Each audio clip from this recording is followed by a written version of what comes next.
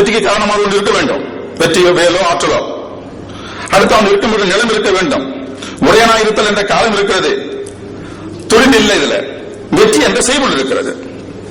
இவ்வாறு சில குறைந்து வரும் என்ற அடிப்படையில் இந்த ஆடும் தருவது என்ற ஒரு அடிப்படையிலையும் புதுப்பினை முற்று இந்த கரியன் என்பது பார்த்தான் என்பதை போலவே இருக்கிறது, முருகன் என்பதை போல இல்லை. அடுத்து முடிக்கும் சொல். பெயரானது வினை பெயர் வினா கொண்டு முடியும். உங்களுக்கு தெரியும் வேற்றுமை. ஆனால் ஒரு வினைமுற்றாக இருந்தால் அது பொருளிடம் காலம் சினைகுணம் தொழில் கொண்டு முடியும். அதுக்கு உதாரணங்கள் பார்த்தான் முருகன், பார்த்தான் எரிந்தது காடு, அது உதாரணம் உங்களுக்கு நினைவு வருங்க. அதே போலவே கரியன் என்பதும் கரியன் பெருமாள், வலிது நிலம், வெய்து கோடை, பெரிதுகன், நன்று தருமை, இறுதி பிறப்பு என குறிப்பு வினைப்பட்டுக்கிட்டோம். இந்த பொருளிடம் காலம் சினை குணத்தை கொண்டு முடிவதனாலே கரியன் என்பதை நாம் குறிப்புணையாகத்தான் கொள்ள வேண்டும், வினையாகத்தான் கொள்ள வேண்டும். அடுத்து உருபு ஏழாமை. பெயர்ச்சொற்கள் வேற்றுமை உருபை ஏற்கும், வினைச்சொல் உருபு ஏற்காது. உங்களுக்கு தெரியும், பார்த்தான் என்பது உருபு ஏற்காது. இந்த இடத்துல சேவை சண்முகன் ஐயா அவர்கள் குறிப்பிடுவதை சொல்ல வேண்டும். வினைச்சொல் வேற்றுமை உருவு ஏற்காது என்பது பயனிலையாக இருக்கும் போது என்று கூறி வினைச்சொல்லில் இலக்கணத்தை கட்டுப்படுத்துவது சரியில்லை. ஏனெனில் அடிச்சொற்கள் வேற்றுமை உருவை ஏற்காது என்பது தொல்காப்பியன் கருத்து என்று மிக தெளிவாக சொல்லியிருக்கிறார். ஆக வேற்றுமை உருவை ஏற்காது என்றால் முருகன் பார்த்தான், அந்த பார்த்தான் என்பது வேற்றுமை உருவை ஏற்காது என்று சொல்லக்கூடாது. நாம அப்படி நான் முதல்ல நினைச்சிட்டு இருந்தேங்க ஐயா உங்களை படிக்கிறதுக்கு முன்னாடி. அது படித்த பிற்பாடு தான் சரி வேர்ச்சொல்லை வச்சு நம்ம பார்க்க வேண்டும். வேர்ச்சொல் வேற்றுமை உருவை ஏற்காது என்ற அடிப்படையில் நம்ம கரு கரியன் என்று வேர்ச்சொல் கரு அது வேற்றுமை உருவை ஏற்பதில்லை. அதுபோலவே சுட்டறியாக தோன்றக்கூடிய அண்ணன் அண்ணான் அது ஏற்பதில்லை. ஒப்படிப்படையில் தோன்றக்கூடிய போன்றனன் அதில் இருக்கக்கூடிய போல் வேற்றுமை உருவை ஏற்பதில்லை. ஆகவே இந்த வேற்றுமை உருவு ஏற்காதது என்ற ஒரு அடிப்படையிலும் கூட இந்த கரியன் என்பது வினையாகத்தான் செயல்படுகிறது, பெயராக செயல்படவில்லை. அடுத்து சுருக்க சொல்லிட்டாங்க. சரி, அது வினையாலயம் பெயராக ஏற்கின்ற போது பார்த்தான் என்பது பார்த்தானே என்று வினையாலயம் பெயராக மாறுகின்ற போது வேற்றுமை உருவு இருக்கிறது. அதுபோலவே கரியன் என்பதும் வினையாலயம் பெயராக மாறி பின் வேற்றுமை உருவு ஏற்கிறது என்றுதான் நாம் கொள்ள வேண்டும். அது வினையாலயம் பெயராக மாறிய காரணத்தினால்தான் கரியன் என்ற வினைமுற்று கரியன் வந்தான், கரியன் அவன், கரியன் யான் யார் என்ற வினை பெயர் வினா கொண்டு முடிகிறது என்று நாம் கருத வேண்டியிருக்கிறது. அடுத்து விழி ஏழாமை. அதுபோலவே பெயர் சொற்கை வெளியேற்கும், வினைச்சொற்கள் வெளியேற்காது. வினைச்சொற்கள் அடிச்சொற்கள் தான் வினை ஏற்காதே ஒழிய வினைச்சொற்கள் நாம் வினை ஏற்பதை நாம் பார்க்கிறோம். பார்த்தானே பார்த்தவனே என்று வருகிற போது கரியானே கரியவனே என்று வருகிறது. அடிச்சொற்கள் வெளியேற்பதில்லை. அதே போலவே அடைச்சொற்களை ஏற்றல். பெயர் சொல்லாக இருந்தால் பெயரடியே இருக்கும், வினை சொல்லாக இருந்தால் வினையடியே இருக்கும். பார்த்தான் என்ற வினை சொல்லு நன்கு பார்த்தான், நன்றாய் பார்த்தான், நன்றாக பார்த்தான் என வினை அடைச்சொற்களை ஏற்கிறது.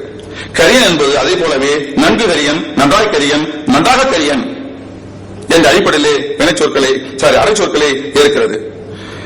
ஒரு வினைமுற்று வினாலயம் பெயராக மாறினாலும் அது வினையடியைத்தான் ஏற்கும், பெயரடியை ஏற்காது.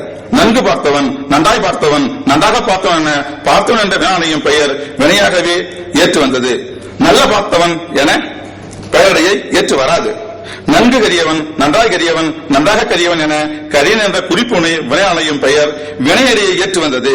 நல்ல கரியன் என பெயரடையை ஏற்று வருதோ கூடாது. ஆனால் வழக்கில் வருகிறது.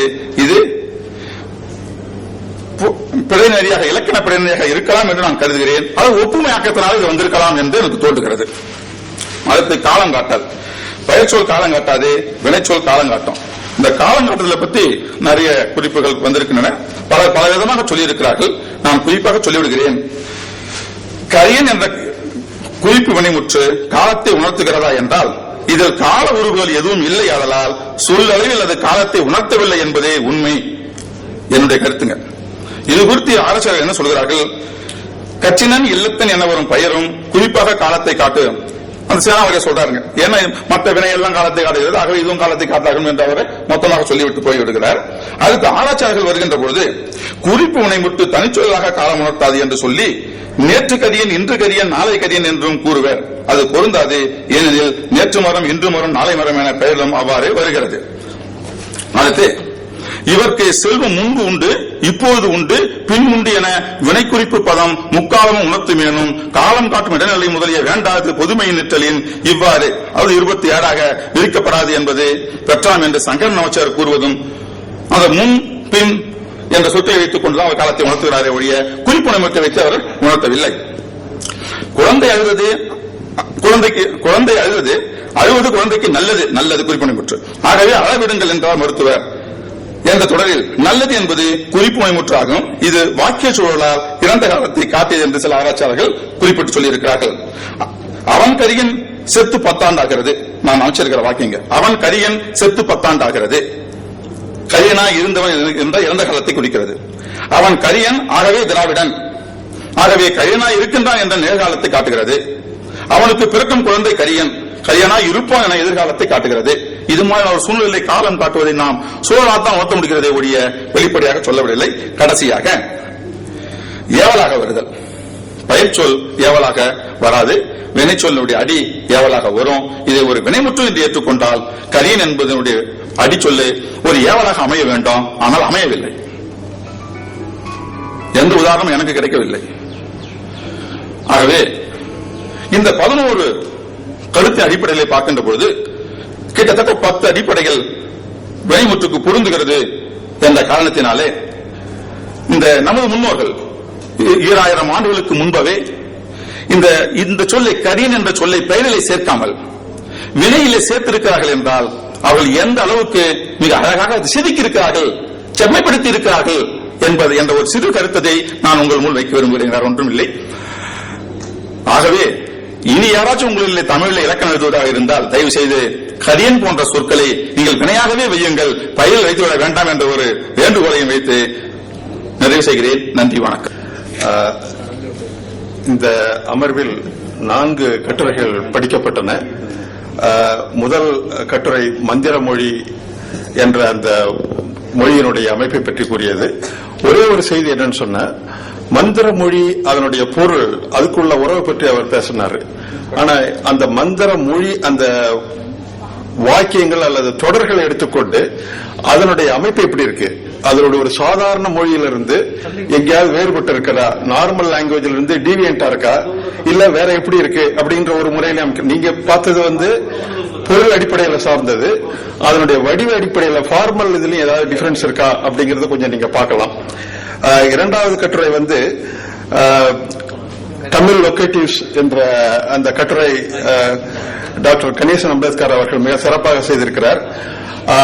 அவரும் பல வகைப்பாடுகளை செய்திருந்தாலும் ஒரே ஒரு செய்தியை மட்டும் நான் கூற விரும்புகிறேன். சில இடங்கள்ல ஆகங்கிறத பண்ண முடியும், கடைசியில் கடைசியாக, ஓரத்தில் ஓரமாக. அப்ப எந்த இடத்துல இந்த மாதிரி சப்ஸ்டியூட் பண்ண முடியும், எந்த இடத்துல பண்ண முடியாது, அப்ப பண்ணாலும் அதே மீனிங்கா இல்ல பண்ணலனாலும் அதே மீனிங்கா அப்படிங்கறத நீங்க கொஞ்சம் ஜஸ்ட் ஒரு சஜஷன் தான் சொல்ல விரும்புறேன்.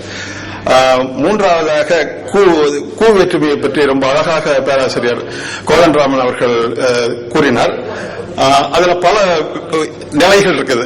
அது ஒன்று பல நிலைகள்ங்கிறது அந்த கோட்பாட்டு அளவில் தியரட்டிக்கல் லெவல்ல இருக்குது. அப்ப டிஸ்கிரிப்டிவ் லிங்குவிஸ்டிக்ஸ்ல எடுக்கிறவங்க அது ஒரு நிலை. இப்ப அவர் ஹிஸ்டாரிக்கல் அண்ட் கம்பேரிட்டிவ் உள் புகுத்தி அதனோட விளக்கம் கொடுக்கிறது 200 முறை. ஆகையினால அது சர்ச்சைக்குரியதாக ஆகணும், அதான் நல்லது. ஏன்னா அப்பதான் ஒரு படைப்புங்கிறது கவனிக்கப்படாமல் போச்சுன்னா அது சரியில்லை. அதை ஏற்றுக்கொண்டோ அல்லது மறுத்து கொண்டோ அதை திரும்ப திரும்ப அதன் மேல வர்றதுதான் சிறப்பானது. ஆக அந்த முறையில இந்த கட்டுரை மேலும் சில ஆய்வுகளையும் கட்டுரைகளையும் வெளிப்படுத்தும் என்று நினைக்கிறேன். நான்காவதாக டாக்டர் ராஜேந்திரன் அவர்கள் குறிப்பு வினைமுற்று என்ற அந்த வகைப்பாடு இன்றைய தமிழுக்கு கூட தேவை என்று மிக அருமையாக சொன்னார்கள். அவர் சொன்னதிலே எனக்கு ரொம்ப பிடிச்சது ஒரு கேட்டகரிஸ் அக்ரிமெண்ட் லிங்குவிஸ்டிக்ஸ்ல நம்ம சொல்றோம் இல்லையா, அது ரொம்ப முக்கியமானது. அதாவது வினைமுற்றுல there is an agreement between a subject and verb. இது நவுன்ல இருக்காது, இருக்காம இருக்கலாம். ஆஹா, இந்த ஒரு கிரைட்டீரியா ரொம்ப முக்கியமான கிரைட்டீரியா நான் கருதுறேன். ஆஹா, அவர் சொன்ன பல அடிப்படைகளில் வைத்து பார்க்கும்பொழுது வினைமுற்று அப்படிங்கிற ஒரு கேட்டகரி தேவை, அந்த வகைப்பாடு தேவை அப்படிங்கறத ரொம்ப சிறப்பாக அவர்கள் செய்தார்கள். இதை